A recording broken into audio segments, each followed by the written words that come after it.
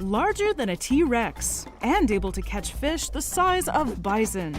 This ferocious predator from the Cretaceous is one of the most mysterious and controversial dinosaurs to ever live. This is the Spinosaurus.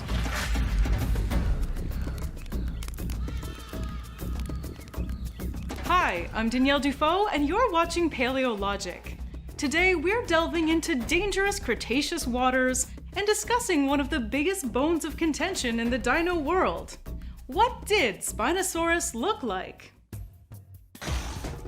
The story of Spinosaurus starts in 1915, when a German paleontologist named Ernst Stromer discovered the known fossils of a theropod with 1.6 meter long and very narrow lower jaws and long spines coming out of its backbone.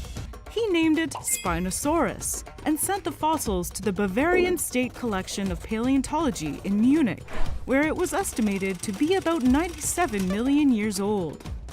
But during World War II, the fossils were destroyed during a bombing of the city. For decades, illustrations of these few bones were all we had. So Spinosaurus was imagined as a 16-meter-long T-Rex with a croc-like face and a back sail. Basically the coolest dino of all time. But then, we started finding more fossils, and the paleo community started breaking into factions. In the 1980s, a new similar species was discovered.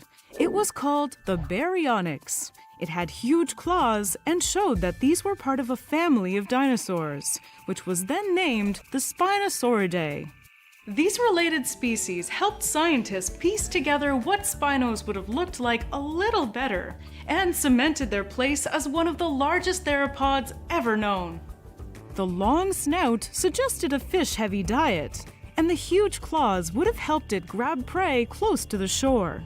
Fortunately, or maybe unfortunately, we kept finding fossils, which contradicted our early perceptions of Spinos.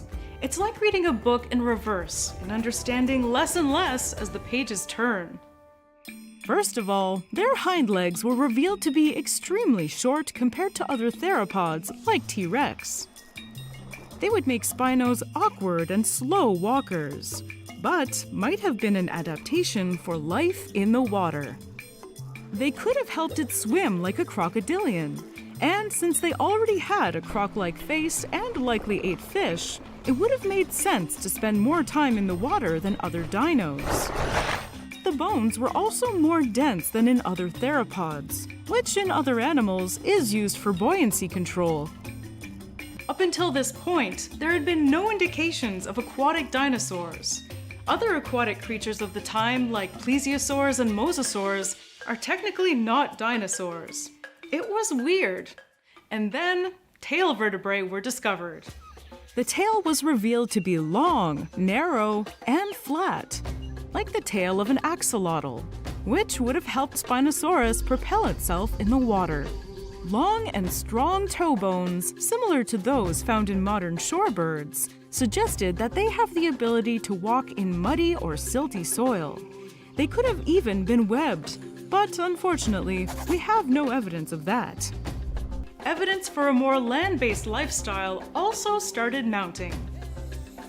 Body reconstruction suggested it couldn't really stand upright in the water without tipping over, unless it was moving forward.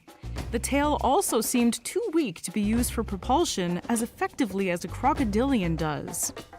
It also would have been too massive and awkward a swimmer to pursue prey underwater.